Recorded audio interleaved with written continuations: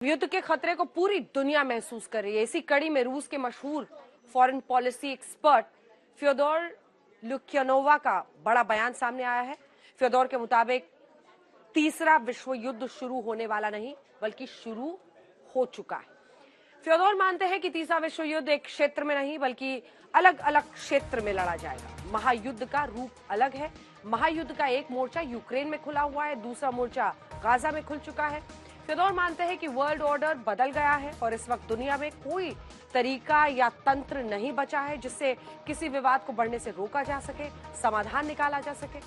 ऐसा ही एक बड़ा विवाद गाजा और इजराइल में चल रहा है। फ्योदोर बताते हैं कि यूक्रेन और गाजा युद्ध नया विश्व युद्ध है जो पहले और दूसरे विश्व युद्ध से एकदम अलग है। अब दूसरे विश्व युद्ध जैसा युद्ध भी मुमकिन नहीं है क्योंकि बहुत सारे परमाणु बम हैं और परमाणु बम की शक्ति कई मुल्कों के पीछे मौजूद है। मिडिल ईस्ट में जारी युद्ध आखिरी नहीं है, ये जल्द दुनिया के कई हिस्सों में फैलेगा और युद्ध को रोकने वाला कोई नहीं है। मिडिल ईस्ट में पहले जब युद्ध हुआ तो अमेरिका और यूएसएसआर के हस्तक्षेप से रुक गया, लेकिन अब ऐसा कोई रास्ता नहीं है। मतलब दुनिया महायुद्ध में प्रवेश कर चुकी है। आपको बता दें फ्योदोर रूस के think tank council for foreign and defence policy के चेयरमैन है, ग्लोबल अफेयर मैगजीन के एडिटर इन चीफ है। फ्योदोर की थ्योरी पर यकीन करें तो विश्व युद्ध शुरू हो चुका है और उसके संकेत साफ साफ देखे जा सकते हैं।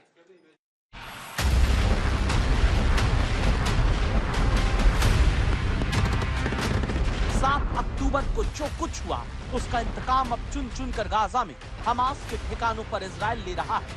लेकिन गाजा की धरती से दूर रूस और अमेरिका में भी इस युद्ध के तनाव को देखा जा सकता है। पहले रूस ने परमाणु युद्ध का रिहर्सल किया।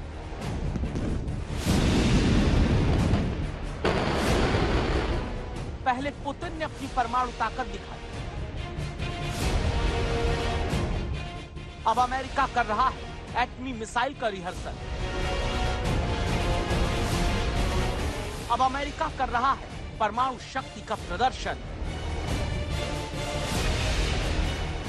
गाजा पर इजराइल की चढ़ाई, अब बात एटम तक आ गई। गाजा के युद्ध क्षेत्र से बड़ी खबर अमेरिका के कैलिफोर्निया से आती है, जहां वेडनबर्ग स्पेस फोर्स बेस पर अमेरिकी मिनटमैन 3 मिसाइल का परीक्षण होगा। ये परमाणु बम वाली मिसाइल है जो 10,000 किलोमीटर तक सर्वनाश की गारंटी वाला बम गिराने की क्षमता रखती है। गाजा युद्ध के दौरान अमेरिका अपनी अंतर महाद्वीपीय बैलिस्टिक मिसाइल मिनटमैन 3 का रिहर्सल करने जा रहा है। यही नहीं, इसके साथ अमेरिका ने हिरोशिमा पर गिराए गए परमाणु बम से 24 गुना ज्यादा खतरनाक बम बनाना भी शुरू कर दिया। अमेरिका की डिफेंस मिनिस्ट्री का ये कहना है कि रूस और चीन से बढ़ रहे खतरे को देखते हुए एटमी ताकत बढ़ाने और एटमी युद्ध के लिए तैयार रहने की जरूरत है।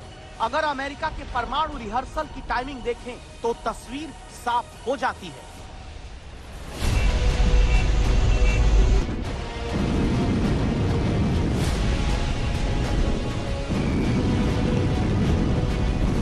चंद दिन पहले रूस ने परमाणु युद्ध का रिहर्सल किया। ये है रूस के सैन्य बेड़े में महाविनाशक परमाणु मिसाइल के नाम से मशहूर यास।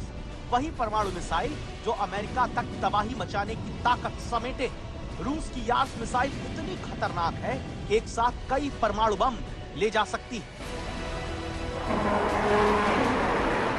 अब ये दूसरी तस्वीर देखिए। परमाणु पनडुब्बी से बैलिस्टिक मिसाइल दागी गई। आप देख सकते हैं कि ये मिसाइल भी विध्वंसक है। ये तस्वीर रूस के Tu-95 बम वर्षक लड़ाकू विमान की जो एटमी हथियारों से लैस है।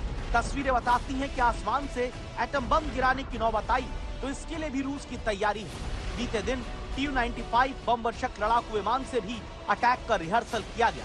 रूस की डिफेंस मिनिस्ट्री के मुताबिक दुश्मनों को अपनी ताकत दिखा दी गई। अगर रूस पर हमला होता है तो एटम बम से पलटवार होगा। मतलब अमेरिका और रूस ने अपना अपना एटम बम वाला युद्ध रिहर्सल शुरू कर दिया।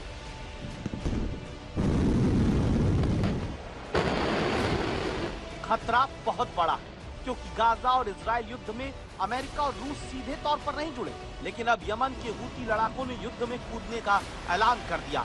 सरल शब्दों में कहें तो युद्ध क्षेत्र में इजराइल की सेना अभी हमास, हिजबुल्लाह और हूती की तिकड़ी से लड़ रही है। लेकिन युद्ध का दायरा और बढ़ा तो अमेरिका और रूस की एंट्री से इनकार नहीं किया जा सकता। यानी दुनिया विश्व युद्ध के मुहाने पर ही खड़ी है।